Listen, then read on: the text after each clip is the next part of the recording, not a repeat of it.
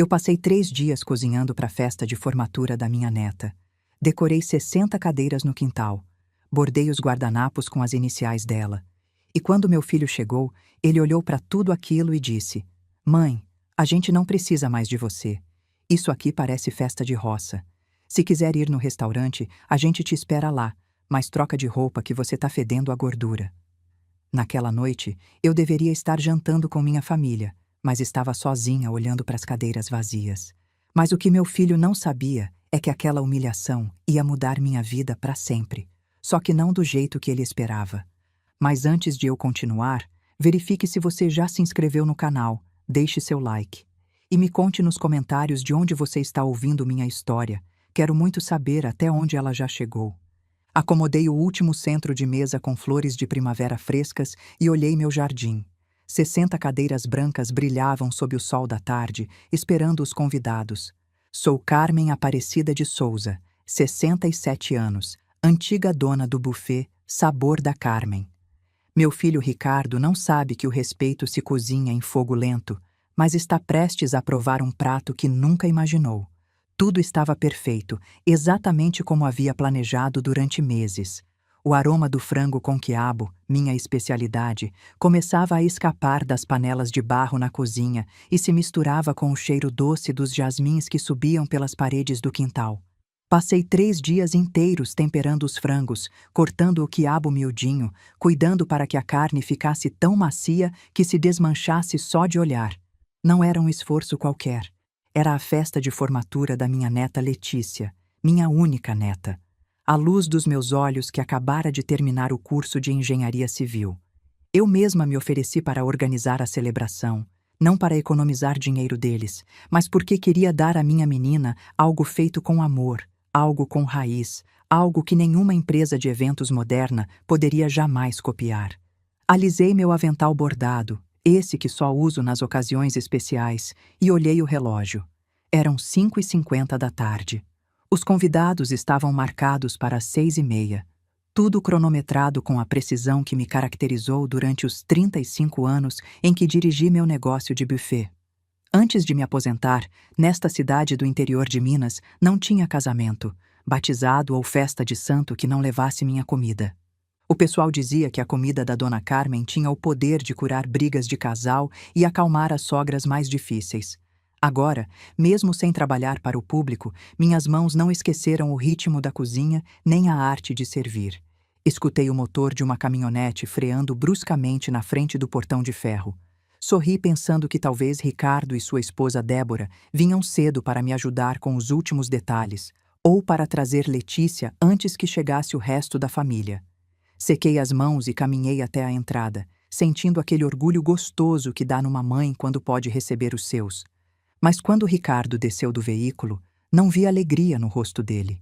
Ele vinha sozinho, trazia o senho franzido e caminhava rápido, olhando o celular como se estivesse resolvendo uma crise mundial, sem sequer levantar a vista para admirar como eu tinha transformado o jardim da infância dele num salão de festa ao ar livre.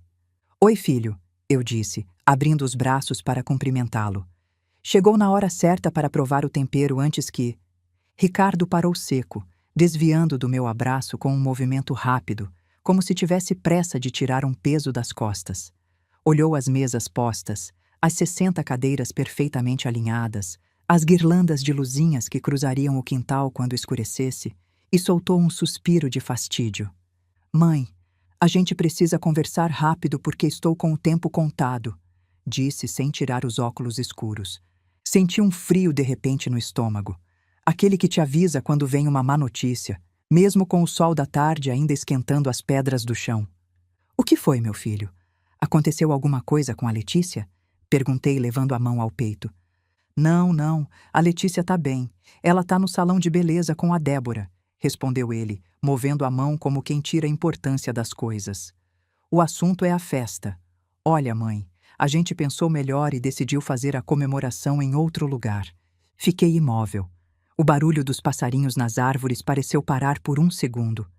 "Como assim em outro lugar?" murmurei apontando para as mesas. "Ricardo, os convidados chegam em 40 minutos. A comida está pronta.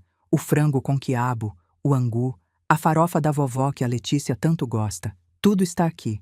Ricardo tirou os óculos e me olhou com aquela expressão de condescendência que adotou desde que foi promovido a gerente regional na Vasconcelos Engenharia. Aquele olhar que diz: coitada da velha, não entende como funciona o mundo moderno. Ai, mãe, pelo amor de Deus, a Débora conseguiu uma reserva de última hora no Terraço Gourmet. Sabe aquele restaurante novo perto do shopping? É um lugar moderno, com ar-condicionado, comida contemporânea, essas coisas. É o que está na moda agora. A Letícia se formou em engenharia civil, precisa de uma festa de nível. Não dá para fazer uma festa de roça aqui no quintal da avó. A palavra roça saiu da boca dele como se fosse um insulto, como se minha casa, que construí tijolo a tijolo com o suor da minha testa entre fogões, fosse uma vergonha. Mas, filho, tentei manter a voz firme, mesmo sentindo as pernas tremerem. Eu já chamei seus tios, os compadres, os vizinhos que viram a Letícia crescer. Eles vêm pra cá. Já mandamos mensagem no WhatsApp para todo mundo com o novo endereço. Me interrompeu, olhando o relógio de novo. A maioria confirmou que vai pro restaurante. É melhor assim, mãe. Lá tem estacionamento com manobrista e não fica aquele cheiro de comida de interior. Olhei para a cozinha. A fumaça do frango com quiabo continuava subindo, carregando consigo a herança da minha mãe e da minha avó. Comida de interior. Foi assim que ele chamou o que pagou a faculdade dele, o que comprou o primeiro carro dele, o que deu a vida privilegiada que ele desfruta hoje. E o que eu faço com tudo isso? Perguntei apontando para a comida que daria para 60 pessoas. O que eu faço com as 60 cadeiras vazias, Ricardo? Ele deu de ombros, já virando para ir embora. Não sei, mãe. Congela ou joga fora. O importante mesmo é que a Letícia tenha uma festa de verdade. A Débora disse que esse ambiente rústico não combina com a imagem que a gente quer passar. Parou um momento no portão e me jogou a frase final, aquela que se cravou no meu coração como um espinho. A gente não precisa mais de você, mãe. Descansa. Você já está velha demais para essas correrias. Se quiser ir no restaurante, a gente te espera lá, mas troca de roupa que você tá fedendo a gordura. E assim, sem mais, subiu na caminhonete e acelerou, me deixando sozinha no meio do meu jardim decorado. Fiquei de pé, olhando a nuvem de poeira que ele levantou ao partir. O silêncio voltou a cair sobre a casa, mas agora era um silêncio pesado, doloroso. 60 cadeiras vazias me olhavam como testemunhas mudas da minha humilhação. A gente não precisa mais de você. Fedendo a gordura. Caminhei devagar até uma das mesas e me sentei. Passei a mão pela toalha branca, impecável, passada a ferro como minha mãe me ensinou. Minhas mãos, cheias de rugas e pequenas queimaduras de óleo de tantos anos de trabalho, tremiam levemente. Não de tristeza, não. No começo pensei que ia chorar, que ia desabar ali mesmo sobre o prato de porcelana, mas o que senti não foi vontade de chorar. Foi um fogo diferente do meu fogão. Era uma mistura de indignação e de uma clareza repentina. Durante anos tinha permitido que Ricardo e Débora me tratassem como um acessório velho, útil só quando precisavam que eu cuidasse da menina ou emprestasse dinheiro para algum negócio seguro.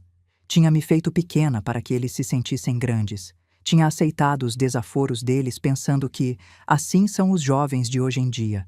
Mas isso era diferente. Isso era falta de respeito ao meu trabalho, à minha história, à minha dignidade.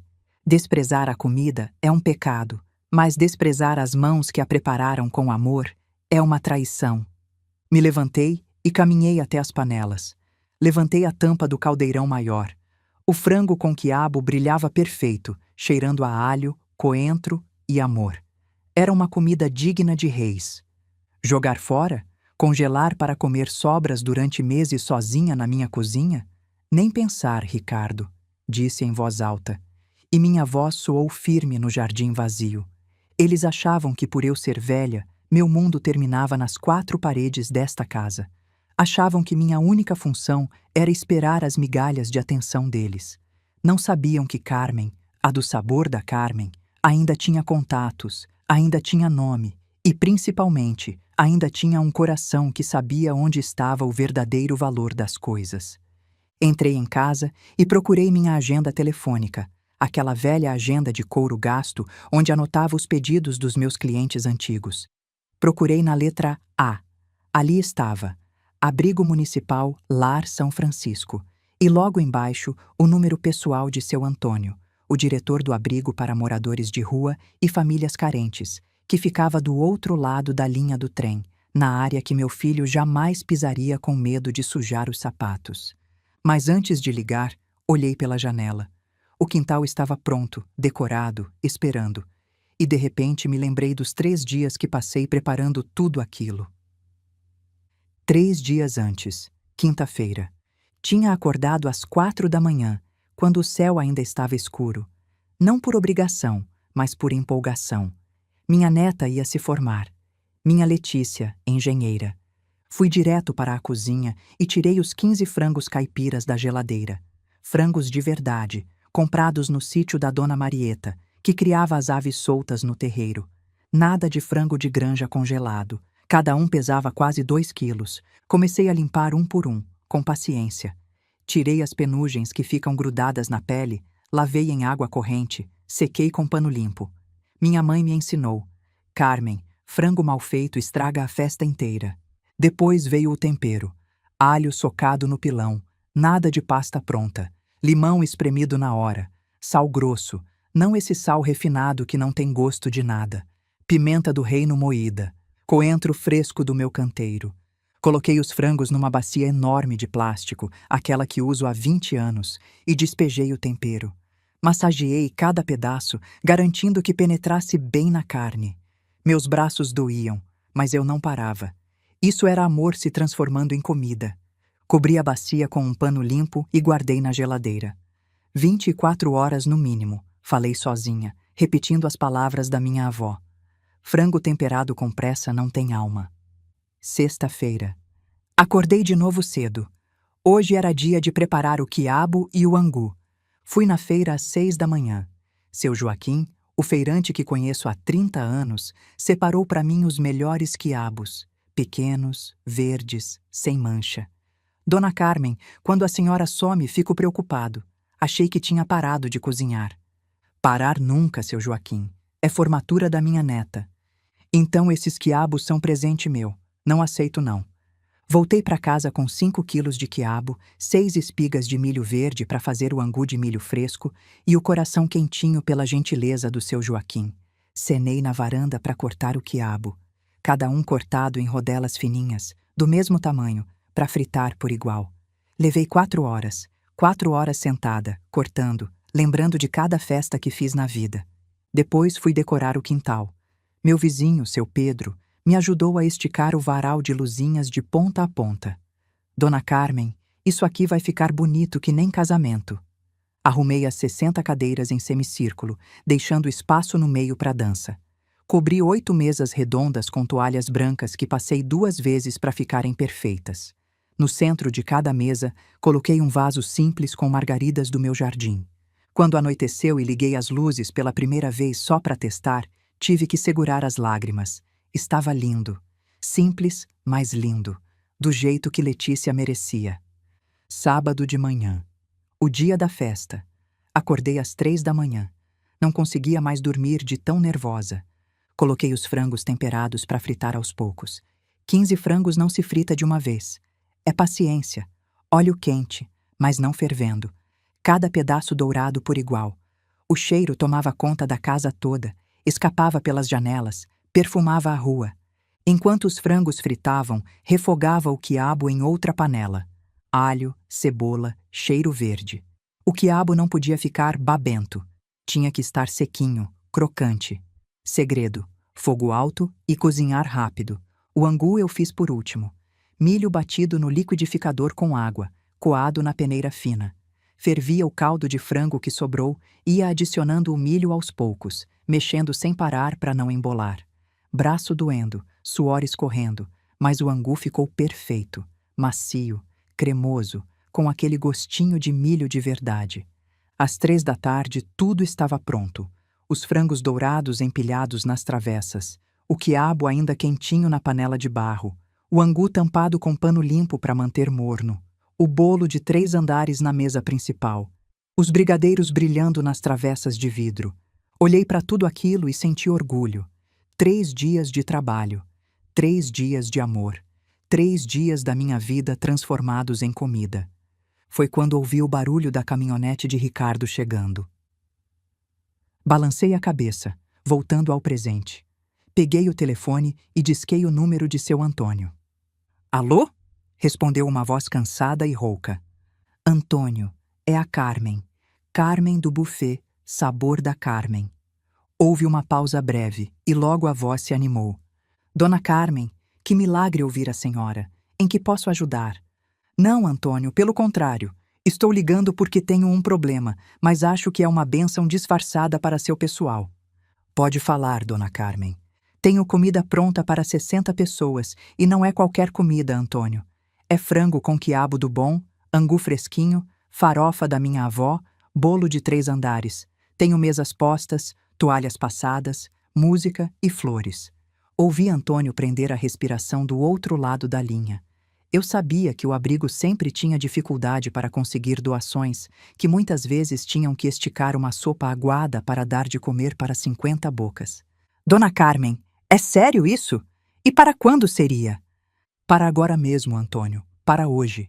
A festa está montada no meu jardim. Traz a van do abrigo. Traz as famílias, os velhinhos que estão sozinhos, as pessoas que acabaram de chegar e não comem comida quente há semanas. Traz todo mundo. Aqui cabem 60 pessoas, mas se aparecer mais, a gente tira as cadeiras da cozinha. Mas, Dona Carmen, e a sua festa? A senhora não tinha um compromisso hoje? Olhei as cadeiras vazias e depois para o portão por onde meu filho saiu com toda a sua arrogância. Meu compromisso foi cancelado porque comida de interior não era boa o suficiente para eles. Disse sentindo como cada palavra me devolvia um pouco da força que Ricardo tentou tirar de mim. Mas não vou deixar que isso se perca. Quero que venham. Quero que comam como reis e quero que venham arrumados com o melhor que tiverem, porque vou receber vocês como se fossem o governador em pessoa. Dona Carmen, não sei o que dizer. Deus pague a senhora. Em meia hora estamos aí. Vamos ter que fazer 2 viagens, mas chegamos. Aqui eu espero. Não demora que o arroz esfria. Desliguei o telefone. Minhas mãos não tremiam mais. Uma estranha calma tomou conta de mim. Não era a calma da resignação, mas a do general que muda de estratégia no meio da batalha. Fui ao meu quarto, tirei o avental, me olhei no espelho. Vi as rugas, sim, mas também vi os olhos de uma mulher que tinha levantado um negócio do nada, que tinha alimentado milhares, que tinha criado um filho sozinha quando fiquei viúva aos 30 anos. Ricardo me disse para trocar de roupa porque eu estava fedendo a gordura. Abri meu armário e tirei meu melhor vestido, não o que pensava usar para servir a eles humildemente, mas um verde escuro de seda que guardava para uma ocasião especial. Coloquei meus brincos de pérola, passei batom vermelho discreto e soltei o cabelo, penteando com orgulho. Borrifei meu perfume favorito, aquele que cheira a gardênia, não a cozinha. Uma semana antes da festa. Letícia tinha aparecido na minha casa numa tarde de sábado.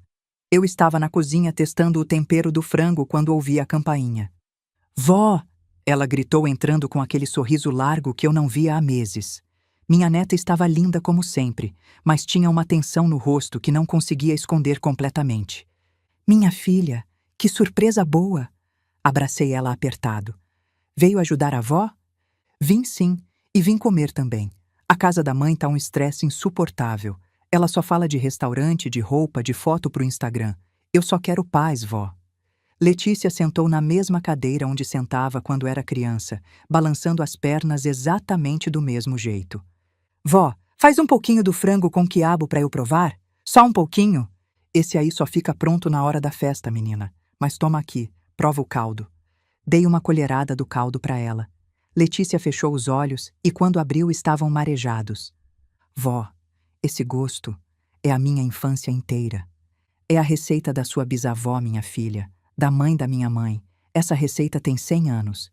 Nos abraçamos ali mesmo, no meio da cozinha. Foi quando ela viu os guardanapos que eu tinha bordado, empilhados na mesa. Vó, você bordou meu nome? Em cada um?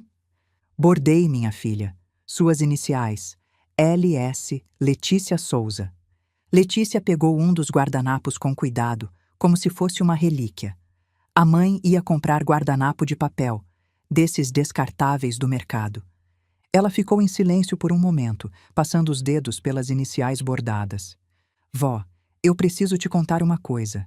A mãe está insistindo muito no restaurante. Ela disse que já fez reserva no terraço gourmet. Meu estômago apertou. Como assim reserva? A festa é aqui. Eu sei, vó. Eu disse para ela que eu quero aqui. Mas ela falou umas coisas, que seu quintal é pequeno demais, que a comida é muito pesada, que não combina com os meus amigos da faculdade, que o pessoal de engenharia civil está acostumado com outro padrão. E você, minha filha? O que você quer? Eu quero aqui, vó. Já disse para ela 1000 vezes, mas o pai sempre fica do lado dela. Ele diz que ela entende dessas coisas. Então aqui vai ser, minha filha. Não se preocupa. Sua festa vai ser aqui, com a comida da vó, com amor de verdade. Letícia me abraçou de novo, mas eu vi a dúvida nos olhos dela. Ela conhecia a mãe, conhecia o pai, e tinha medo de que eles fizessem do jeito deles no final. Depois que ela foi embora, fiquei olhando os guardanapos bordados. Cada ponto representava horas de trabalho, amor derramado. Não ia deixar que nada disso se perdesse. Eu estava enganada. O dia da festa. Saí de novo para o jardim. O sol começava a baixar, tingindo o céu de laranja e violeta. Acendi as guirlandas de luzes. O lugar ficou mágico. Aos 20 minutos escutei o barulho de um motor velho e cansado. Não era a caminhonete luxuosa do meu filho, era a van velha e despintada do abrigo. Atrás dela vinha uma pequena caravana de gente a pé. Vi mulheres com crianças nos braços, homens com roupas gastas mas limpas, idosos apoiados em bengalas. Abri o portão de par em par. Bem-vindos! Gritei com um sorriso que nascia do fundo da alma. Entrem, por favor. A casa é de vocês. Ver os rostos deles foi algo que nunca vou esquecer.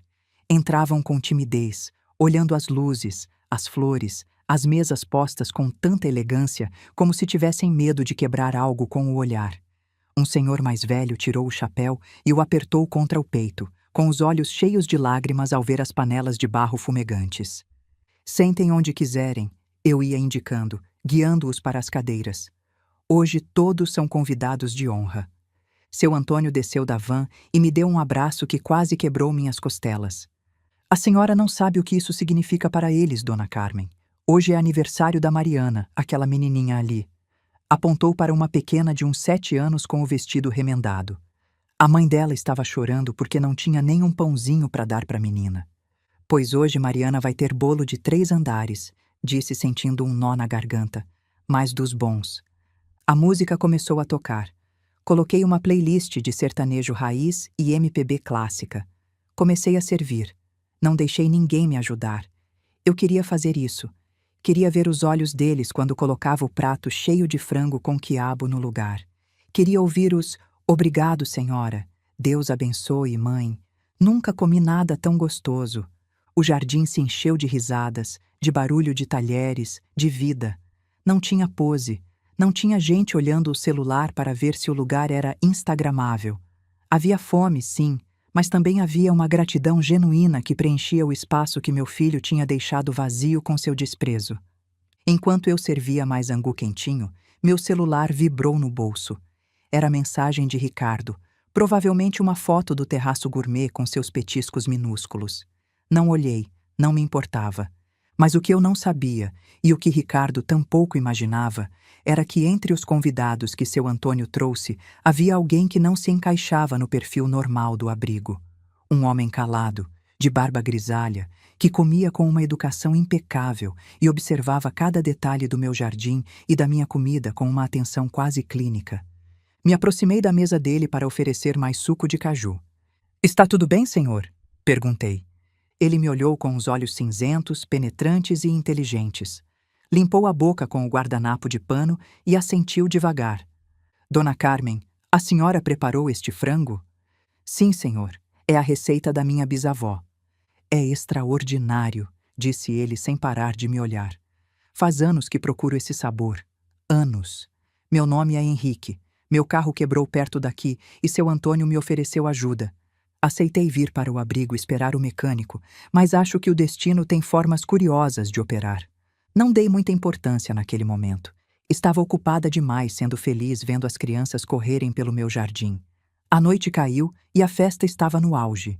Eu me sentei num canto com uma taça de vinho na mão, vendo minha obra-prima. Tinha transformado um desastre num milagre. Meu filho me disse: "A gente não precisa mais de você." Mas essas 60 pessoas me diziam com cada garfada que eu era indispensável. De repente vi as luzes de um carro conhecido se aproximando do portão. Era a caminhonete de Ricardo. Ele estava voltando. Provavelmente esqueceu alguma coisa ou vinha me dar bronca por não ter ido à sua festa moderna. Me levantei devagar, alisei meu vestido de seda verde e caminhei até a entrada. Atrás de mim, pessoas riam e comiam. À minha frente, meu filho descia do carro e sua cara ao ver meu jardim cheio de desconhecidos, ao ver a alegria transbordante no lugar que ele desprezou, foi um poema. Mas ele não tinha ideia de que a verdadeira surpresa não era a gente no jardim, e sim quem estava sentado na mesa principal, saboreando meu frango com quiabo como se fosse ouro líquido. Ricardo estava prestes a aprender que uma mãe e uma mestra da vida nunca deve ser subestimada. Ricardo ficou petrificado na entrada com a mão ainda na porta aberta da caminhonete. Seus olhos iam de um lado para o outro, escaneando meu jardim como se estivesse presenciando um crime e não um jantar. Olhou para Mariana comendo bolo, para seu Antônio servindo suco de caju e para os idosos do abrigo rindo sob as luzes que ele desprezou. Seu rosto passou da surpresa para uma raiva vermelha e tensa que inchou as veias do pescoço. "Mãe!" gritou, ignorando completamente que havia 60 pessoas presentes. "Mas que diabos é isso? Enlouqueceu? Transformou a casa num albergue." Caminhou a passos largos em minha direção, sem se importar de pisar na grama recém-cortada com seus sapatos italianos. Os convidados ficaram em silêncio aos poucos. A música de sertanejo continuava tocando baixinho, fazendo um contraste estranho com a violência que emanava do meu filho. Eu não recuei nem 1 milímetro. Alisei a saia do meu vestido verde escuro e levantei o queixo. "Boa noite, Ricardo", disse com uma calma que me surpreendeu até a mim mesma. "Pensei que você estaria aproveitando o ar-condicionado e os petiscos gourmet. Esqueceu alguma coisa?" Ricardo parou a 1 metro de mim, baixando a voz para que esse povo não escutasse, embora seu tom sibilante fosse ainda mais venenoso. "Não se faça de engraçadinha. Vim buscar o envelope, o presente de formatura da Letícia. A Débora disse que com certeza você tinha preparado e com a correria da mudança a gente esqueceu de pedir." Olhou com nojo para a mesa onde estava Henrique e disse: "E faz o favor de botar essa gente para fora antes que a gente pegue alguma coisa. O que as pessoas vão pensar se descobrirem que a avó da Letícia transformou o quintal num albergue?" Aí estava. A verdadeira razão da volta dele não era arrependimento, não era preocupação com a mãe. Era dinheiro. O dinheiro que eu tinha economizado centavo por centavo das minhas vendas para dar à minha neta. Enquanto Ricardo continuava resmungando e olhando o relógio, meus olhos desviaram por 1 segundo para a mesa principal. O homem de barba grisalha, Henrique, não tinha se intimidado. Pelo contrário, tinha deixado os talheres sobre o prato com delicadeza extrema e nos observava. Foi então que eu vi. Realmente vi. Henrique tinha tirado um lenço de pano do bolso para limpar os cantos da boca. No dedo mindinho dele brilhava um anel de prata muito antigo, com um brasão gravado, um compasso e um esquadro entrelaçados sobre uma montanha. Meu coração deu um pulo. Eu conhecia esse anel. Tinha visto há 30 anos quando servi o buffet para a inauguração da prefeitura nova. Aquele homem não era um vagabundo qualquer que Antônio tinha pego na estrada. Minha mente, treinada para lembrar rostos, gostos e alergias de milhares de clientes, viajou ao passado na velocidade da luz. Lembrei das revistas sociais de décadas atrás, dos jornais que falavam do engenheiro recluso, o gênio que projetou metade dos prédios modernos da região e que, após a morte da esposa, desapareceu da vida pública, renunciando à frivolidade da alta sociedade. Henrique Vasconcelos, o fundador da Vasconcelos Engenharia. A mesma empresa onde Ricardo trabalhava. A mesma empresa que meu filho tanto se gabava de representar, sempre falando do velho Vasconcelos, que tinha fundado tudo, mas que ninguém via mais, virou recluso. Ricardo nunca tinha visto uma foto dele. Na sede só tinham fotos dos diretores atuais. E ali estava ele, no meu jardim, comendo meu frango com quiabo, sendo chamado de vagabundo pelo próprio gerente regional da empresa dele. Olhei sua roupa. Era simples, gasta pelo uso, mas de boa qualidade. Suas botas eram velhas, mas de couro legítimo que só melhora com o tempo. Antônio disse que o carro dele tinha quebrado. Claro, um homem assim não dirigiria um carro do ano só para impressionar ninguém. Ricardo, na sua cegueira de arrogância, estava insultando uma lenda viva. Estava chamando de vagabundo o homem que escreveu os livros com os quais sua filha estudou a carreira. O homem que assinava o contra-cheque dele todo mês. Tá me ouvindo, mãe? Ricardo estalou os dedos na minha frente, me tirando dos pensamentos. O envelope. Me dá e eu vou. Não tenho tempo para ver você brincar de Madre Teresa. Um sorriso lento, quase imperceptível, se desenhou nos meus lábios. Meu filho estava ali, bufando de impaciência, tratando mal a própria mãe e insultando um mendigo na frente de todo mundo. O que ele não sabia é que esse mendigo era o dono da empresa onde ele trabalhava. O homem que podia fazer ou destruir a carreira dele com um telefonema. E ele tinha acabado de sugerir que esse homem fosse embora antes de passar alguma doença. Durante anos, Ricardo me fez sentir que eu não entendia nada, que meu mundo de panelas e temperos era pequeno e insignificante comparado ao dele de escritórios de vidro e planilhas financeiras. Me fez acreditar que minha experiência não valia, que minha intuição de mãe e de comerciante estava enferrujada. Como ele estava enganado. Meu mundo pequeno me ensinou a ler as pessoas por como comem, por como olham, por como agradecem. Meu filho via ternos caros e via sucesso. Eu via um prato limpo e via honestidade. Ele via pobreza no meu jardim.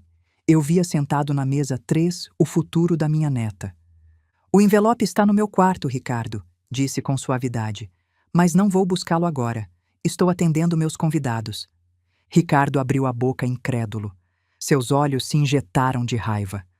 Tá me dizendo que tenho que esperar esses famintos terminarem de comer para você me dar o dinheiro da minha filha? Estou dizendo que se quiser o presente vai ter que esperar. Fiz uma pausa calculando o meu movimento como quem adiciona a pitada exata de sal. Ou melhor ainda, por que não senta um pouquinho? Tem comida sobrando. Talvez te fizesse bem provar o frango com quiabo antes de ir para sua festa de plástico. Nem morto provo essa gordura, cuspiu ele. Vou esperar aqui, mas se apressa. A Débora está me mandando mensagem a cada 2 minutos. Me virei dando as costas para ele. Senti seu olhar cravado na minha nuca, mas já não me queimava. Agora quem tinha o controle era eu. Caminhei devagar até a mesa de Henrique com a desculpa de retirar pratos vazios. Ao me aproximar, Henrique me olhou. Em seus olhos cinzentos havia uma faísca de diversão e, principalmente, de reconhecimento. Ele sabia que eu sabia.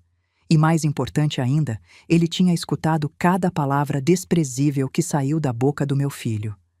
Dona Carmen, disse Henrique com voz grave, ignorando o escândalo de Ricardo na entrada. Este frango com quiabo me fez lembrar dos domingos na casa da minha mãe há meio século. Fazia tempo que não provava algo autêntico. Hoje em dia é tudo fachada, muita decoração, pouco sabor.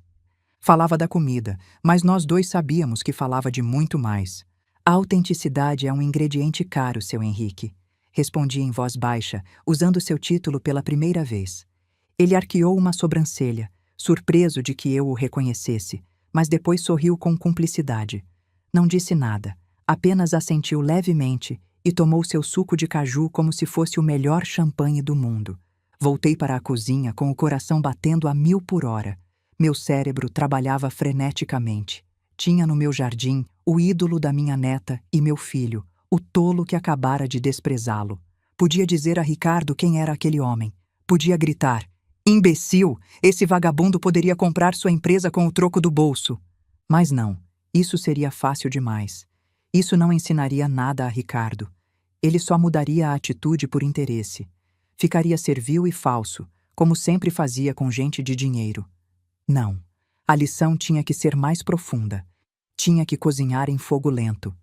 Entrei no quarto e peguei o envelope. Dentro tinha 15.000 reais, minhas economias de 2 anos. Olhei o dinheiro e depois olhei pela janela para o jardim.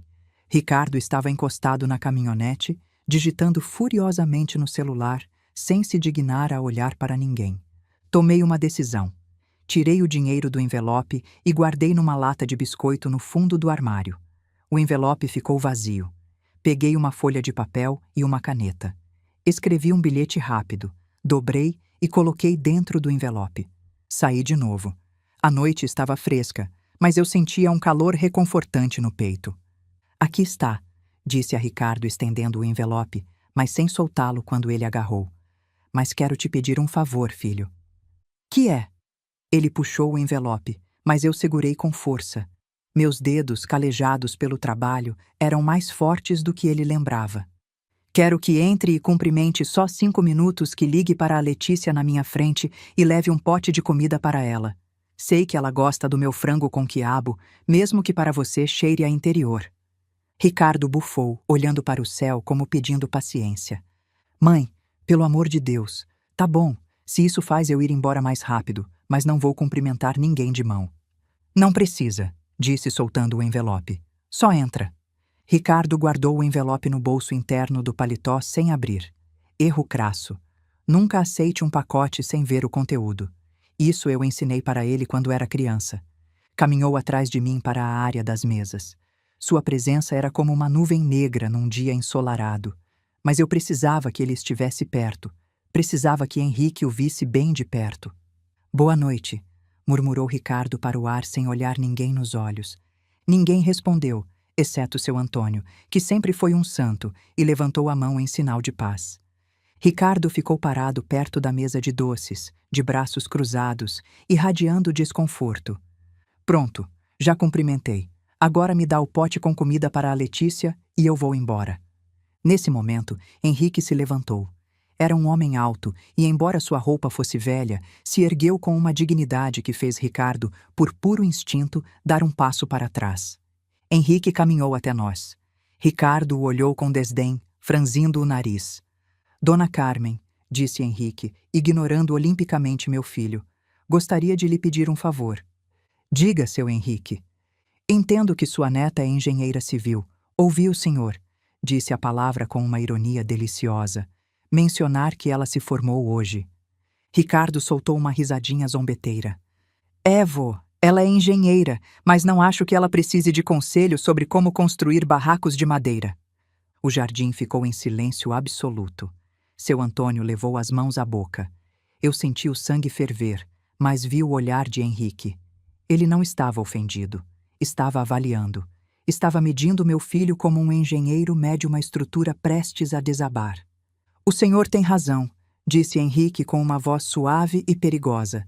Estruturas frágeis não precisam de conselhos, precisam de fundação, e parece que aqui faltam muitas. Ricardo franziu a testa sem entender completamente o insulto, mas sentindo que tinha perdido algo naquela troca. Vamos, mãe, me dá a comida. Esse cara está delirando. Entreguei o pote com frango que já tinha preparado. Ricardo pegou com 2 dedos como se fosse material radioativo. Tchau, mãe. Obrigado pelo... detalhe. Tocou o bolso onde estava o envelope. E, por favor, da próxima vez consulta a gente antes de fazer suas obras de caridade. Dá má impressão. Virou e caminhou para a saída. Henrique e eu ficamos parados lado a lado, vendo como ele se afastava. Seu filho tem muita pressa de chegar a lugar nenhum, murmurou Henrique. É verdade, suspirei. Acha que o mundo se compra com dinheiro. Henrique meteu a mão no bolso e tirou um cartão de visitas. Era branco, grosso, minimalista. Só tinha um nome e um telefone em relevo. Dona Carmen, meu celular morreu há horas e meu carro continua quebrado na estrada. Poderia me emprestar seu telefone para fazer uma ligação? Preciso pedir para virem me buscar e acho que vou precisar falar com minha secretária para agendar uma reunião segunda-feira de manhã. Uma reunião para quê? Perguntei, embora já suspeitasse da resposta. Henrique me olhou e sorriu. Um sorriso de lobo velho que ainda sabe caçar. Para revisar quem são os fornecedores da minha empresa. Tenho a sensação de que estamos trabalhando com gente que não valoriza a qualidade.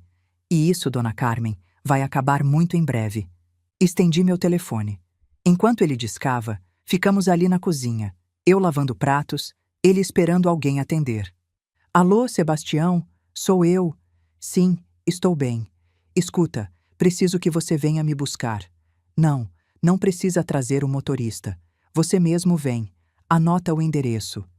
Enquanto Henrique ditava meu endereço, comecei a separar porções de comida em potes descartáveis para o pessoal do abrigo levar para casa. Dona Carmen, Henrique disse depois de desligar, a senhora transforma alimentos em dignidade. A maioria das pessoas transforma dinheiro em vaidade. A senhora sabe qual vale mais? Sei, sim, mas o mundo parece ter esquecido. O mundo não esqueceu. O mundo só tem dado palco para as pessoas erradas. Ele se aproximou, observando eu embalar a comida. Posso fazer uma pergunta pessoal? Pode. A senhora tem planos para o futuro? Além de ver seu filho aprender uma lição que ele não vai esquecer tão cedo? Ri. Planos? Seu Henrique, tenho 67 anos. Meus planos são cuidar da horta e esperar minha neta me visitar. Que desperdício! Ele balançou a cabeça. Uma mulher com sua capacidade de gestão, de organização, de transformar crise em oportunidade. A senhora já pensou em trabalhar com desenvolvimento social? Trabalhar? Nessa idade? Idade é apenas o número de voltas que demos ao redor do sol, Dona Carmen. A senhora tem mais energia e propósito que qualquer jovem que eu conheço. Fiquei sem palavras.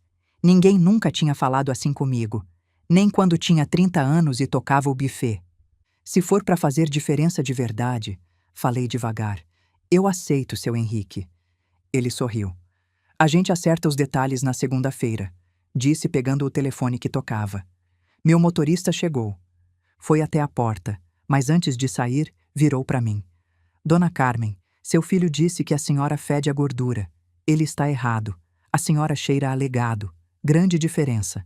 E saiu para o jardim, onde um sedã preto e luxuoso esperava. Vi quando ele entrou no carro e o motorista fechou a porta com reverência. O carro se afastou devagar, fantasma da noite. Olhei para o portão por onde Ricardo tinha desaparecido há horas. Ele ia embora com um envelope que não tinha dinheiro, só uma lição escrita. E eu ficava aqui com 60 pessoas simples e o homem mais poderoso da cidade, prestes a cozinhar a justiça mais doce da minha vida. Ricardo achava que a festa tinha terminado. Pobre e iludido. A verdadeira festa estava apenas começando. A festa foi acabando aos poucos. As famílias se despedindo, cada uma levando seus potes de comida, crianças dormindo nos colos, velhinhos sorrindo. Seu Antônio foi o último a sair, me abraçando forte. Dona Carmen, a senhora sabe que fez a diferença na vida dessas pessoas hoje, né? Eles não vão esquecer. Eu não vou esquecer. A diferença foi recíproca, Antônio. Eu também não vou esquecer. Quando fechei o portão, eram quase meia-noite. O quintal estava silencioso, mas era um silêncio bom. Silêncio de festa que aconteceu, de comida que foi comida, de vida que foi vivida. Sentei numa das cadeiras e liguei o celular que tinha ignorado a noite toda. 17 mensagens de Ricardo. Mãe, cadê o dinheiro? Mãe, isso é sério. Mãe, atende o telefone. Mãe, a Débora está surtando. Mãe, o cartão foi recusado. Mãe, você me ferrou. A última mensagem era de Letícia. Vó, o que aconteceu? Por que você não veio? O pai está muito nervoso e a mãe está gritando com todo mundo. Eu queria estar aí com você. Respondi só para Letícia. Minha filha, tinha uma festa mais importante aqui. A gente se fala amanhã. Te amo. Entrei em casa, lavei o rosto, troquei de roupa.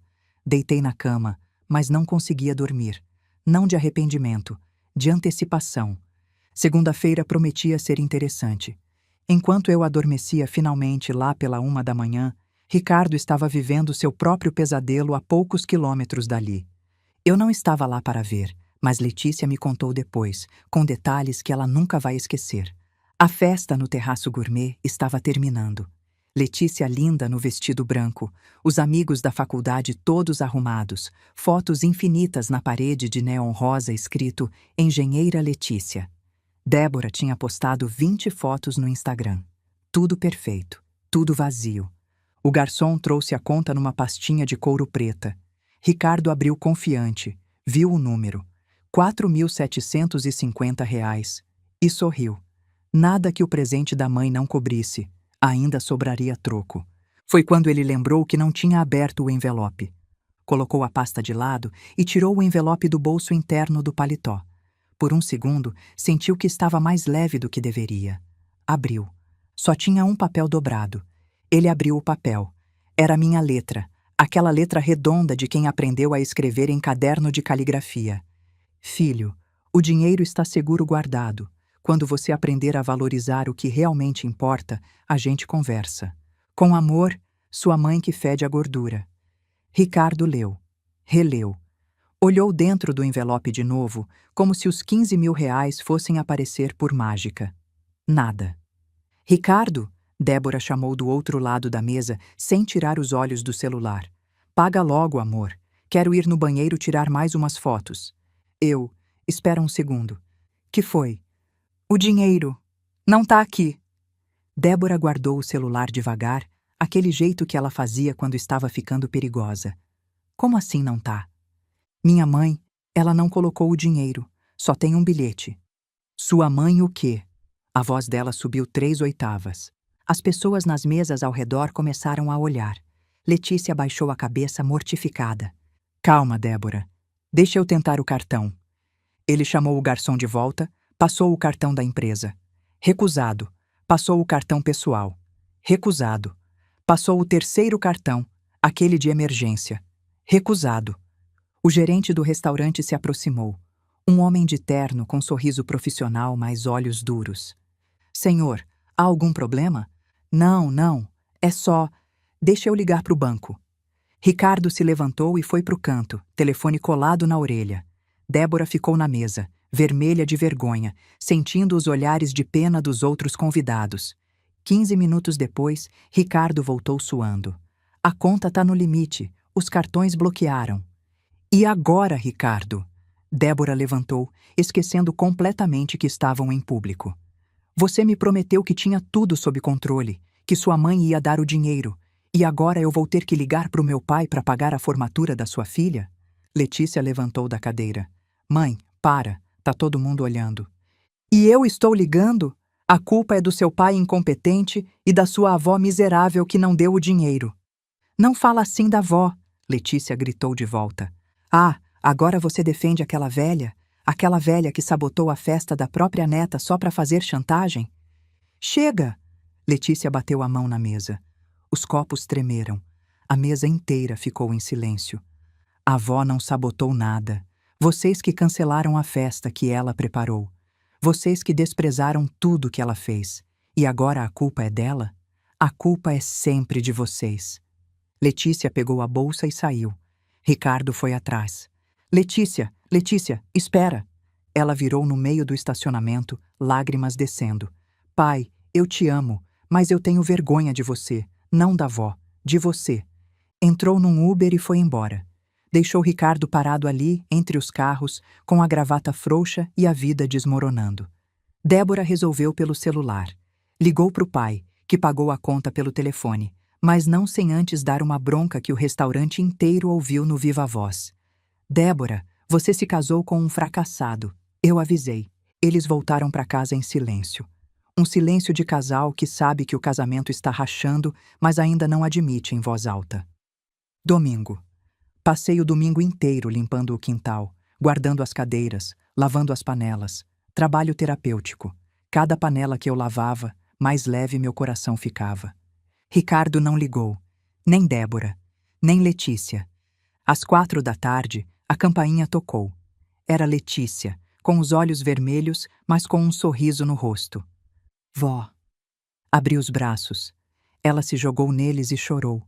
Choramos juntas ali na porta mesmo. Vó, me desculpa. Eu deveria ter insistido mais. Deveria ter vindo para sua festa. Deveria ter... Shh, minha filha. Você não tem culpa de nada. Você estava no meio de uma guerra que não era sua. O pai está desesperado. Os cartões bloquearam. A mãe está furiosa. Eles brigaram a noite inteira. E você? Eu estou aliviada, vó. Pela primeira vez eu consegui falar o que sentia. E sabe de uma coisa? Foi libertador. Fizemos café, sentamos na cozinha. Contei para ela tudo. O Henrique, quem ele era, o que ele presenciou. Os olhos dela foram ficando cada vez maiores. Vó, o Dr. Vasconcelos, o fundador, o próprio. Ai, meu Deus! E o pai chamou ele de várias coisas, nenhuma educada. Letícia cobriu o rosto com as mãos. Vó, o pai vai ser demitido, vai ser processado, vai aprender, completei. Pela primeira vez na vida, seu pai vai ter que encarar as consequências dos atos dele. E a senhora? O que vai acontecer com a senhora? Sorri. Eu tenho uma reunião segunda-feira de manhã, com o Dr. Vasconcelos. Ele disse que tem uma proposta para mim. Uma proposta? De trabalho? Parece que sim. Letícia me olhou com admiração. Vó, a senhora tem 67 anos e vai começar um emprego novo, enquanto meu pai provavelmente vai perder o dele. Isso é justiça, completei. Simples assim. Segunda-feira, 8 horas da manhã. Acordei às 6. Tomei banho demorado, escolhi roupa com cuidado. O vestido verde escuro de novo, o mesmo da festa. Meus brincos de pérola, sapato fechado de salto baixo. Fiz um coque no cabelo, passei batom cor-de-rosa discreto. Olhei no espelho. Não era mais a mãe humilhada do sábado. Era Carmen Aparecida de Souza, ex-empresária, prestes a ter uma reunião com um dos homens mais poderosos da cidade. Às 8h30 chegou um carro. Não era táxi. Era um motorista particular, mandado pelo Dr. Vasconcelos. Dona Carmen? Sou João, motorista do Dr. Henrique. Vim buscá-la. Entrei no carro, um sedã preto, silencioso, com cheiro de couro novo. O motorista colocou MPB clássica tocando baixinho. Era um tratamento que eu não tinha há décadas. Durante o trajeto até Belo Horizonte, fiquei olhando a paisagem. Tinha feito esse caminho tantas vezes quando Ricardo era criança, de ônibus lotado, voltando de entregar marmitas em empresas da capital. Agora ia de carro particular para uma reunião na maior construtora da região. A vida dá voltas. Sede da Vasconcelos Engenharia, 9h45. O prédio era imenso, 20 andares de vidro espelhado no meio da região mais cara de Belo Horizonte. Desci do carro e o porteiro abriu a porta para mim com reverência. Bom dia, a senhora tem reunião? Tenho, com o Dr. Henrique Vasconcelos. Ele pegou o telefone interno, falou baixo, desligou com expressão surpresa. Pode subir, último andar, elevador privativo à direita. Caminhei pelo lobby. Mármore no chão, pé direito alto, uma escultura moderna no centro. Gente de terno e salto alto passando rápido, todos com aquela cara de quem tem reunião importante. Apertei o botão do elevador privativo. A porta abriu com um ping suave. Entrei. Apertei 20. O elevador começou a subir, rápido. Meu estômago apertou, não sei se pela velocidade ou pelo nervosismo. No 10º andar, o elevador parou. A porta abriu. E lá estava Ricardo. Ele estava de terno cinza, gravata azul, pasta na mão. Mas tinha olheiras profundas, barba por fazer, cheiro de desespero. Quando me viu, congelou. Mãe? Bom dia, Ricardo. Ele entrou no elevador com aquele jeito de quem está indo para o próprio enterro. O que você está fazendo aqui? Tenho uma reunião. Reunião? Aqui? Com quem? Com a diretoria. Ele riu, um riso nervoso, sem humor. Mãe, para com isso. Isso aqui é sério. Eu fui convocado para uma auditoria de emergência. Se você veio aqui fazer escândalo, pedir para o meu chefe me perdoar, vai ser pior. Vá embora, por favor. Eu não vim fazer escândalo nenhum, Ricardo. Vim trabalhar. Trabalhar? Mãe, você enlouqueceu? Ele passou a mão no cabelo, desesperado. Escuta, eu tô ferrado. Muito ferrado.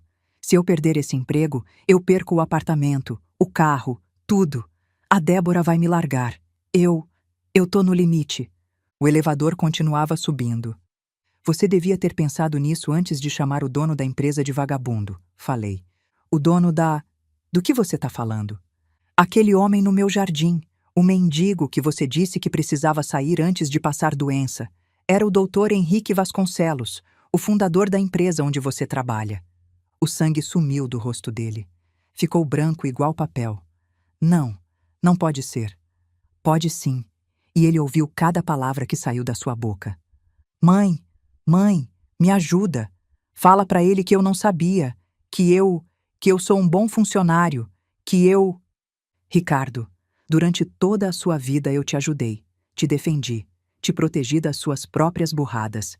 Mas dessa vez não. Dessa vez você vai ter que encarar sozinho. O elevador parou. Andar 20. A porta abriu. Uma secretária elegante de uns 50 anos estava esperando, com pasta na mão e expressão séria. Dona Carmen? Senhor Ricardo? O doutor Vasconcelos aguarda os dois. Ricardo me olhou com desespero, mas eu já estava saindo do elevador. Sala de reunião. A sala era enorme. Mesa de madeira escura que cabia 20 pessoas. Janelas de vidro do chão ao teto mostrando Belo Horizonte inteira lá embaixo. Ar-condicionado no ponto, silêncio absoluto. E no final da mesa, de costas pra gente, olhando a cidade, estava o doutor Henrique Vasconcelos. Ele estava de terno cinza escuro agora, perfeitamente cortado. Cabelo e barba aparados. Sapatos que provavelmente custavam mais que o meu carro. Era outro homem, mas quando virou, os olhos eram os mesmos, cinzentos, inteligentes, implacáveis. Bom dia, disse ele. A voz encheu a sala. Ricardo tentou falar.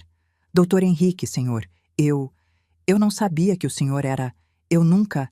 Se eu soubesse... Sente-se, senhor Ricardo. Ricardo sentou. Ou melhor, caiu na cadeira. Henrique fez um gesto para mim. Dona Carmen, por favor, a cadeira ao meu lado. Sentei. Ricardo me olhou como se eu fosse uma alienígena. Henrique colocou uma pasta na mesa. Grossa, pesada, com o nome de Ricardo na etiqueta. Senhor Ricardo Souza, gerente regional, 5 anos de empresa. Começou bem, subiu rápido, mas nos últimos 2 anos... Ele abriu a pasta. Irregularidades, materiais de segunda qualidade faturados como premium, comissões não declaradas, superfaturamento em 15 obras.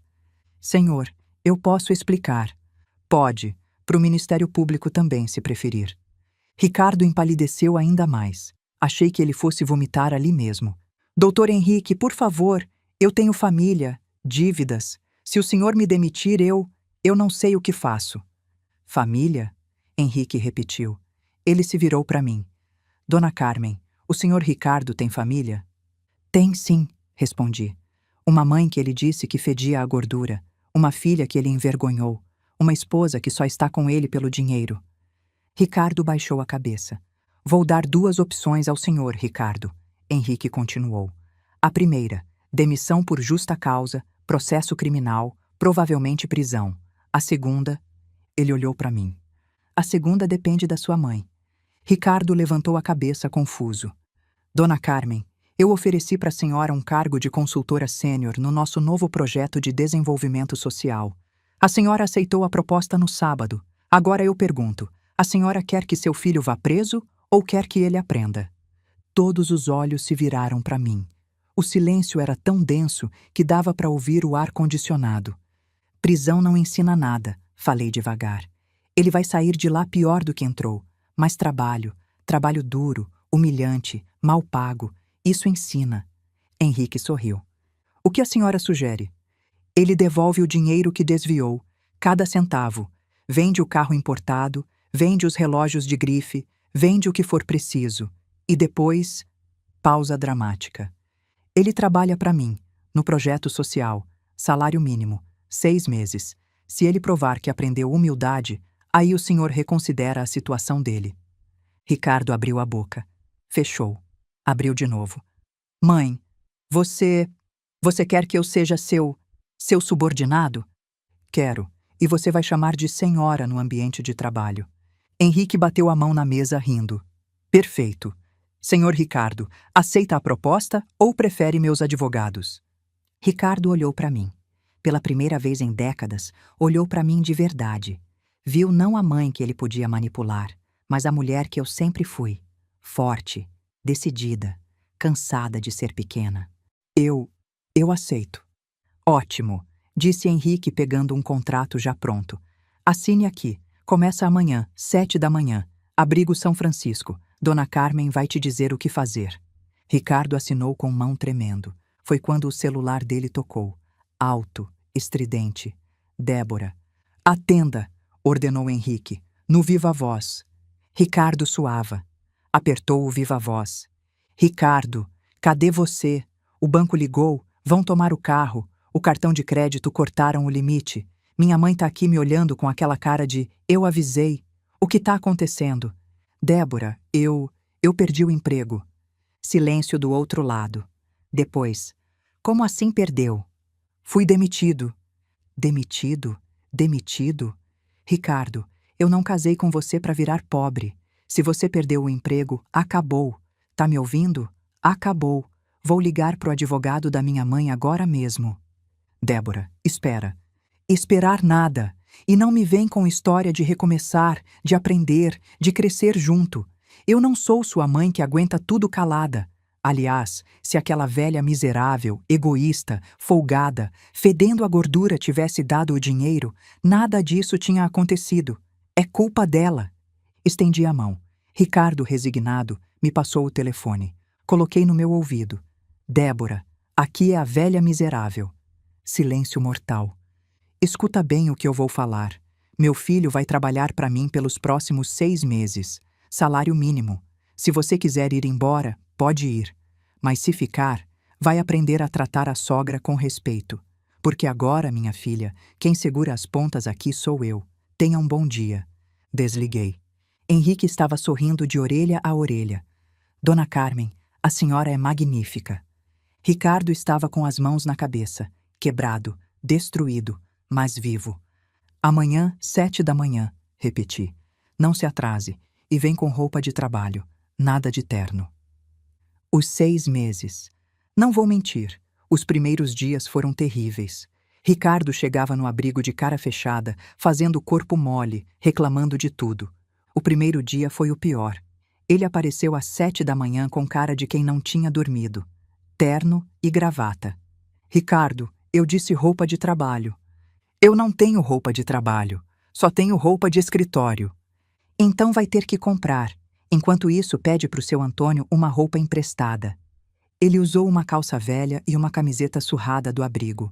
Parecia um cachorro sem dono. Pegou a pá que ofereci como se fosse uma cobra venenosa. Isso é trabalho de peão, mãe. Eu sou gerente. Era gerente, corrigi. Agora é ajudante. Vai lá cavar a vala pro esgoto novo. Primeiro mês. O desmoronamento. Ricardo sofreu. Muito. As mãos criaram bolhas que estouraram e sangraram. As costas doíam tanto que ele mal conseguia levantar da cama. O orgulho doía ainda mais. Seu Geraldo, o pedreiro veterano que trabalhava na obra, não tinha pena. Ô doutor, ergue esse saco de cimento direito, senão vai cair tudo torto. Não me chama de doutor, Ricardo resmungou. Então para de ter chilique de doutor e trabalha. Foi no 10º dia que ele quis desistir. Chegou no abrigo chorando, literalmente. Lágrimas descendo, mãos tremendo. Mãe, eu não aguento. Por favor, eu vou ficar doente. Meu corpo não aguenta esse esforço. Seu corpo aguenta sim. Milhões de brasileiros fazem isso todo dia e aguentam. A diferença é que você não está acostumado. Mas eu não sou pedreiro, eu estudei, eu tenho diploma. E o seu Geraldo não? Ele tem diploma de técnico em edificações e trabalha nisso há 40 anos, com orgulho.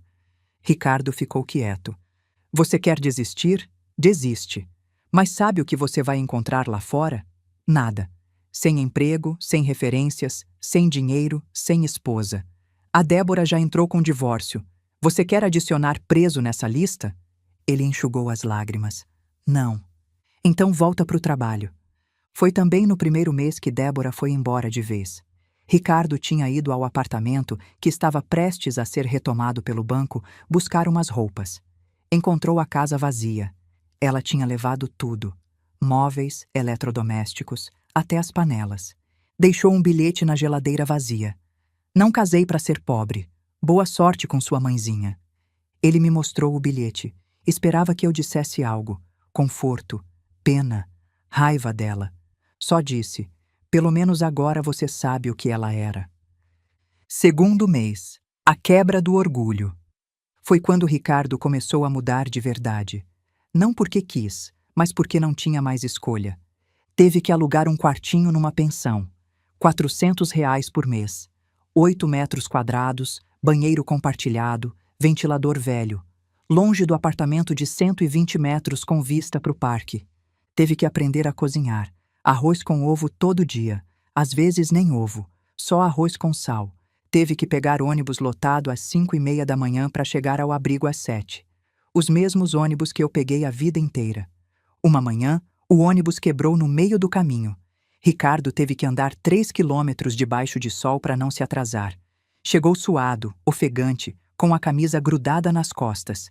Seu Geraldo olhou para ele e riu. Ô moço, bem-vindo ao Brasil de verdade. Como assim? Isso aí que você viveu hoje? Milhões de pessoas vivem todo dia. Ônibus quebrado, patrão que não quer saber de desculpa, sol rachando a cuca. A diferença é que eles não têm caminhonete importada esperando na garagem para quando der vontade. Ricardo ficou quieto. Naquela noite, no quartinho da pensão, ele me ligou.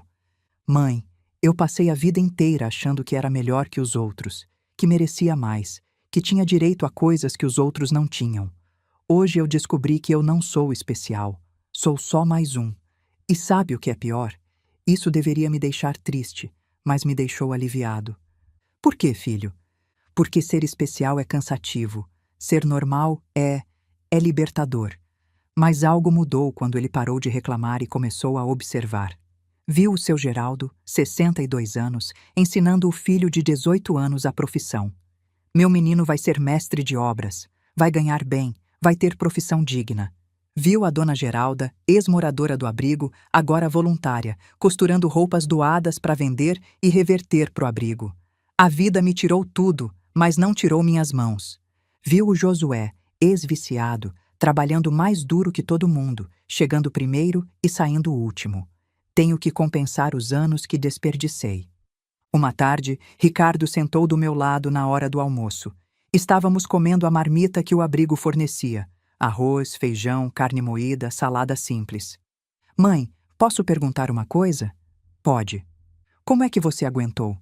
Todos aqueles anos, sozinha, trabalhando até não poder mais, eu sendo ingrato. Como é que você não desistiu? Olhei para ele. Tinha perdido uns 5 quilos, tinha cor de sol nas bochechas, as mãos calejadas. Parecia mais vivo do que nos últimos 10 anos. Porque eu nunca tive o luxo de desistir, Ricardo. Quando seu pai morreu e eu fiquei com você pequenininho e sem um centavo, eu podia ter desistido. Mas aí quem ia te criar? Então eu não desisti. Acordei no dia seguinte e fui vender marmita. Eu nunca te agradeci de verdade por isso. Não precisa agradecer, precisa aprender. Terceiro mês, o despertar. Foi quando vi a mudança nos olhos dele. Não era mais o homem quebrado, era um homem se reconstruindo. Ricardo começou a chegar mais cedo, antes das 7. Ficava até mais tarde. Aprendeu a rebocar parede, a assentar tijolo, a fazer argamassa no ponto certo. Mais importante, aprendeu os nomes. Não era mais aquela senhora ou aquele cara. Era Dona Geralda, a senhora precisa de ajuda com essas sacolas? Era Josué, deixa eu te ajudar a carregar essa tábua. Era Marianinha, cadê seu desenho novo? A pequena Mariana tinha se apegado a ele. Ela tinha 7 anos e desenhava casas o tempo todo. Um dia, trouxe um desenho novo. Era uma casa com jardim, janelas coloridas, uma família na frente. Tio Ricardo, quando eu crescer vou ser engenheira igual a Letícia. Vou fazer casa bonita para todo mundo que não tem casa. Ricardo olhou aquele desenho como se fosse um Picasso. Ficou com os olhos marejados. Sabe, Mariana, eu passei a vida construindo prédios para gente rica. Mas você vai fazer uma coisa muito mais importante. Vai construir lares. Foi nessa época que Letícia começou a aparecer. Primeiro tímida, desconfiada. Depois mais solta. Pai e filha trabalhavam lado a lado, pintando parede, plantando a horta. Conversavam. De verdade.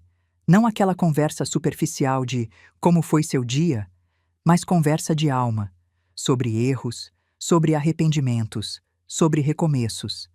Pai, eu fiquei com tanta raiva de você, Letícia disse um dia, alisando a tinta branca na parede. Você me fazia sentir que eu nunca era boa o suficiente se não tivesse carro do ano, roupa de marca, festa no lugar certo. Eu sei, e eu te peço perdão por isso. Mas sabe o que é engraçado?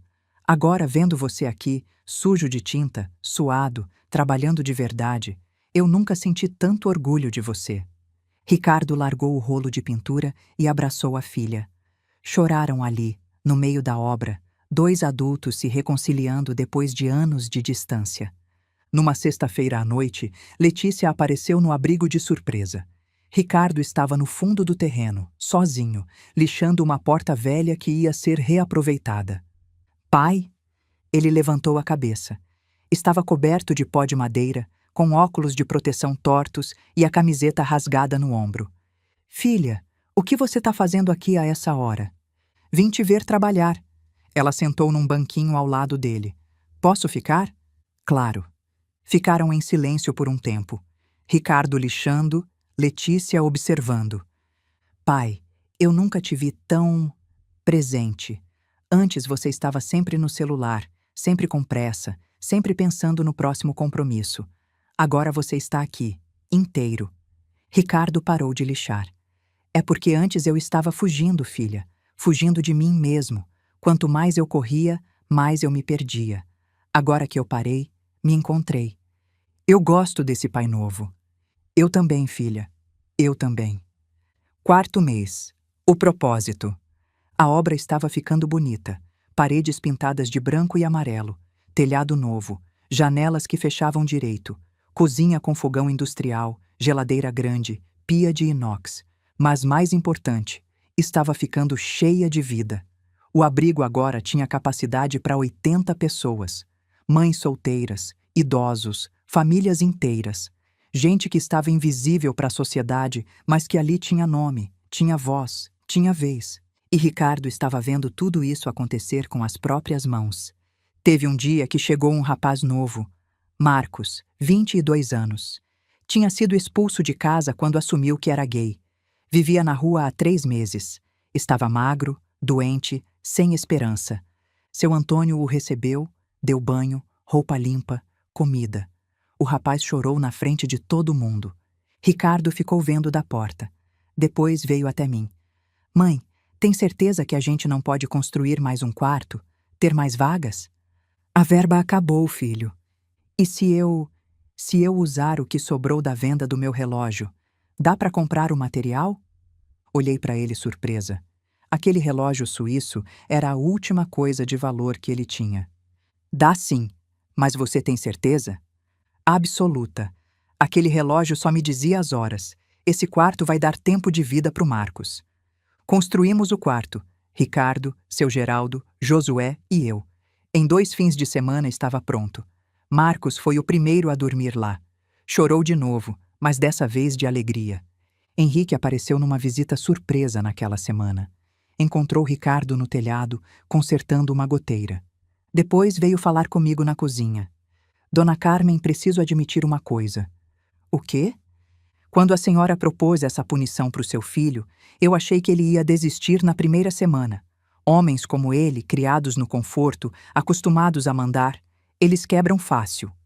E ele não quebrou, ele dobrou, como o bambu na tempestade. Henrique olhou pela janela, vendo Ricardo descer do telhado e ir ajudar Dona Geralda a carregar umas caixas. A senhora sabia que isso ia acontecer? Não sabia. Esperava. Meu filho se perdeu, mas o menino que eu criei ainda estava lá dentro. Só precisava de alguém que acreditasse nele o suficiente para exigir o melhor. A senhora é uma mulher sábia, Dona Carmen. Sou uma mãe, Dr. Henrique. É a mesma coisa. Quinto mês. A reconstrução. Henrique Vasconcelos vinha visitar a obra toda sexta-feira. Sempre de terno, sempre elegante, mas sempre respeitoso. Cumprimentava todo mundo pelo nome, tomava café na caneca esmaltada igual todo mundo, sentava no chão da obra para conversar. Numa dessas visitas, ele chamou Ricardo para conversar em particular. Como você está? Cansado, com dor nas costas, com as mãos calejadas. Mas, bem, pela primeira vez em muito tempo, bem de verdade. Por quê? Porque eu sei que o que eu tô fazendo importa. No escritório, eu podia sumir e ninguém ia sentir falta. Aqui, se eu falto um dia, tem tijolo que não assenta, tem parede que não pinta, tem gente que não come. Henrique assentiu. Você aprendeu. Aprendi. do jeito mais difícil possível, mas aprendi. Sexto mês, o novo homem. No último mês, Ricardo era outra pessoa. Tinha perdido 15 quilos do peso de escritório e ganho músculos de verdade. Tinha cor no rosto. Tinha luz nos olhos. Mais importante, tinha humildade. Quando via alguém precisando de ajuda, ajudava. Quando via injustiça, falava. Quando via sofrimento, chorava. No último dia antes da inauguração, ficamos só nós dois terminando uns detalhes. Era sexta-feira, 19h. Todo mundo tinha ido embora. Mãe, ele disse enquanto fixava a última placa na parede. Obrigado. Obrigado por quê? Por não desistir de mim. Quando eu merecia cadeia, você me deu uma chance. Quando eu merecia ser esquecido, você me lembrou quem eu era. Você é meu filho, Ricardo. Eu nunca ia desistir de você. Mas podia. Depois de tudo que eu fiz, você podia. Larguei a vassoura e fui até ele. Segurei o rosto dele com as duas mãos. Aquele rosto que eu vi crescer, que eu vi se perder, que eu vi se encontrar de novo. Mãe não desiste. Mãe não esquece. Mãe não abandona. Mesmo quando o filho vira um estranho, a mãe continua ali, esperando ele voltar para casa. E você voltou, meu filho. Você voltou. Choramos ali, abraçados no meio da obra pronta. Não eram lágrimas de tristeza. Eram lágrimas de recomeço. O dia da inauguração. Sábado, 15h. Exatamente 6 meses depois daquela festa que mudou tudo. O abrigo agora se chamava Centro Comunitário Sabor da Carmen. Placa bonita na entrada, feita pela própria Letícia, que tinha desenhado de graça como presente. Tinha gente pra caramba, 200 pessoas. Prefeito, vereadores, empresários. Henrique tinha trazido meia elite da cidade, moradores do bairro, pessoal do abrigo. E lá na frente, no púlpito improvisado, eu. Há 6 meses, comecei. Eu achei que minha vida tinha acabado. Meu filho me disse que eu não era mais necessária, que minha comida cheirava a rosa, que minha casa era uma vergonha. Naquele dia, eu olhei para 60 cadeiras vazias e pensei, e agora, Carmen? Olhei para Ricardo, que estava no meio da plateia, limpando as lágrimas com o braço. Sobrou tudo, sobrou minha história, sobrou minhas mãos, sobrou minha fé de que gente boa ainda existe. E sobrou a certeza de que enquanto eu tiver panela no fogo e cadeira para oferecer, ninguém vai passar fome perto de mim. A plateia aplaudiu.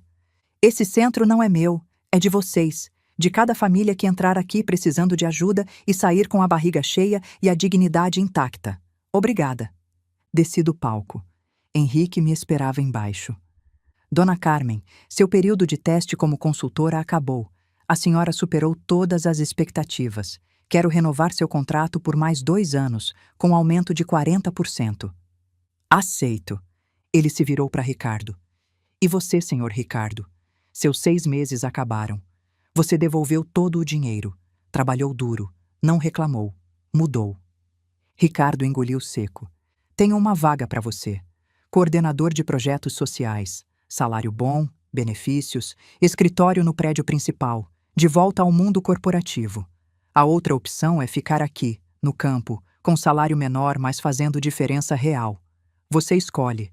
Ricardo olhou para mim, depois para Letícia, que estava ao meu lado, depois para o centro comunitário que ele ajudou a construir tijolo por tijolo. Eu fico aqui. Henrique sorriu. Por quê? Porque no escritório eu era substituível. Aqui, eu sei que cada tijolo que eu coloco muda a vida de alguém. E pela primeira vez na minha vida, isso significa alguma coisa. Letícia abraçou o pai. Eu abracei os dois. 3 meses depois, a mesa cheia. Noite de sábado, meu quintal. O mesmo quintal das 60 cadeiras vazias. Mas agora tinha uma mesa. Uma mesa grande, de madeira, que Ricardo construiu com as próprias mãos. 10 lugares. Sentados, eu, cabeceira. Ricardo, mais magro, mais feliz, mais inteiro. Letícia, namorando um colega de trabalho, arquiteto de projetos sociais. Seu Antônio. Henrique Vasconcelos, agora vinha jantar todo sábado. Mariana e a mãe dela moravam num apartamento próprio agora, mas nunca esqueceram. Seu Joaquim da Feira. 2 vizinhos, no centro da mesa, frango com quiabo, angu, farofa, os mesmos pratos daquela festa de 9 meses atrás. Mas agora tinha diferença. Ninguém ali me desprezava, ninguém fingia, ninguém estava por obrigação. Ricardo levantou o copo de suco de caju. Eu quero fazer um brinde. Antes de tudo isso, eu achava que sucesso era ter carro importado e comer em restaurante caro. Hoje eu sei que sucesso é isso aqui. Mesa cheia, comida de verdade e gente que te ama de verdade. Mãe. Ele me olhou com lágrimas nos olhos. Obrigado por não desistir de mim. Obrigado por me dar a pior punição e a melhor lição da minha vida. Obrigado por não me deixar ir preso. E obrigado por me ensinar que o cheiro de gordura é o cheiro de amor. Brindamos. Os copos bateram, e pela primeira vez em tanto tempo, meu peito estava quentinho. Letícia se levantou. Vó, posso falar uma coisa? Pode, minha filha. A empresa onde eu trabalho, a Dias e Associados, fechou um contrato com a Vasconcelos, e o Dr. Henrique pediu especificamente que eu ficasse responsável pelo projeto de revitalização do bairro antigo. Vó, vou trabalhar no mesmo projeto que a senhora. Lágrimas, muitas lágrimas, abraços ao redor da mesa. A noite foi entrando, a conversa foi fluindo, risadas, histórias, planos para o futuro. Quando todo mundo foi embora e eu fiquei sozinha recolhendo os pratos, Ricardo voltou. Tinha esquecido a chave do carro. Agora era um carro popular, comprado com o salário dele. Mãe. Oi, filho. Eu nunca pedi desculpas de verdade, pelo que eu disse, pelo que eu fiz, por ter te tratado como algo descartável. Me virei para ele. Ricardo, eu já te perdoei. Faz tempo. Eu sei, mas eu precisava falar, porque eu passei a vida inteira com vergonha das minhas raízes, vergonha de você. E hoje, depois de tudo, eu sei que a única coisa na minha vida que sempre valeu a pena foi você. Abracei meu filho, não o gerente arrogante, não o homem quebrado do elevador, mas o menino que um dia fui, o menino que tinha se perdido, mas conseguiu voltar para casa. Vai, filho, a Letícia está esperando no carro. Ele foi. Eu terminei de lavar as louças, apaguei as luzes, tranquei a porta, deitei na cama e olhei para o teto. Meu filho disse que não precisava mais de mim. 6 meses depois, ele descobriu que eu era a única pessoa de quem ele realmente precisava. As cadeiras vazias daquela noite me ensinaram uma coisa. Às vezes, Deus esvazia nossa mesa para mostrar quem merece sentar nela. E agora, olha só, não sobrou cadeira vazia, e nunca mais vai sobrar.